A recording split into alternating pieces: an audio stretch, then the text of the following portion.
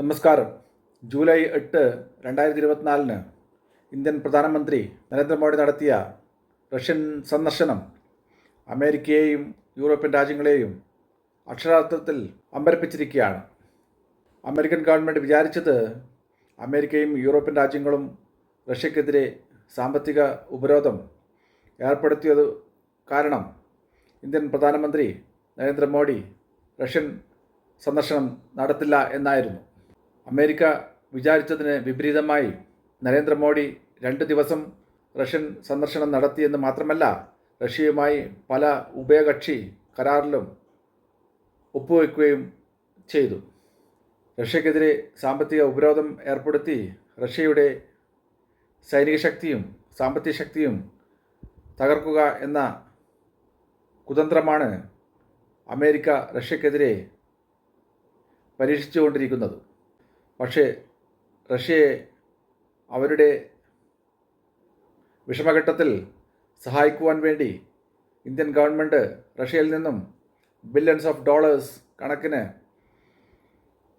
Crude oil ഇറക്കുമതി ചെയ്തു എന്ന് മാത്രമല്ല, റഷ്യക്ക് ഈ ഘട്ടത്തിൽ എന്തെല്ലാമോ വേണ്ടിയിരുന്നത് അതൊക്കെ ഇന്ത്യൻ ഗവൺമെൻറ് റഷ്യക്ക് കൊടുത്തുകൊണ്ടിരിക്കുകയാണ് ഇപ്പോൾ. അങ്ങനെ സഹായിക്കുന്ന ഇന്ത്യയെ അമേരിക്കൻ ഗവൺമെൻറ് പലപ്പോഴായി ഭീഷണിപ്പെടുത്താൻ ശ്രമിച്ചിട്ടും ഇന്ത്യൻ ഗവൺമെൻറ് റഷ്യയെ സഹായിക്കുന്നതിൽ നിന്നും ഇതുവരെ പിന്മാറിയില്ല എന്ന് മാത്രമല്ല, ഇനി പിന്മാറാനും തയ്യാറില്ല എന്ന് അസന്നിഗ്ധമായി പ്രഖ്യാപിച്ചിരിക്കുകയാണ്. റഷ്യയും ഇന്ത്യയുമായുള്ള പുതിയ കരാർ പ്രകാരം റഷ്യയുടെ Su-30 MKI ഫൈറ്റർ പ്ലെയിനിൻ്റെ ടെക്നോളജി ഇന്ത്യക്ക് ട്രാൻസ്ഫർ ചെയ്യുവാനും അതുകൂടാതെ ഇനി മുതൽ ഇന്ത്യയിൽ ഈ ഫൈറ്റർ പ്ലെയിൻ നിർമ്മിച്ച് ലോകരാജ്യങ്ങളിൽ സപ്ലൈ ചെയ്യാനും പോവുകയാണ്. ഇതുമൂലം റഷ്യക്ക് അമേരിക്കയുടെയും യൂറോപ്യൻ രാജ്യങ്ങളുടെയും സാമ്പത്തിക ഉപരോധം മറികടക്കാൻ അനായാസമായി സാധിക്കും.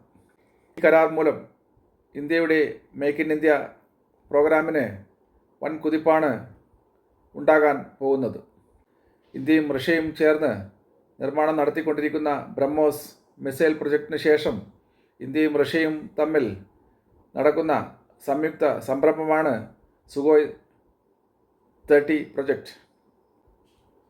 നരേന്ദ്രമോദിയുടെ റഷ്യ സന്ദർശനം അമേരിക്കയുടെ ഡേർട്ടി പൊളിറ്റിക്സിന് എതിരെയുള്ള ഒരു വെല്ലുവിളിയാണ് എന്ന് മാത്രമല്ല, ഇന്ത്യയെ ആരും ഭീഷണിപ്പെടുത്തി റഷ്യക്കെതിരെ തിരിയാൻ പ്രേരിപ്പിക്കേണ്ട എന്ന കൃത്യമായ സന്ദേശമാണ് ഇന്ത്യ ഇതോടുകൂടി അമേരിക്കക്ക് നൽകിയിരിക്കുന്നത്.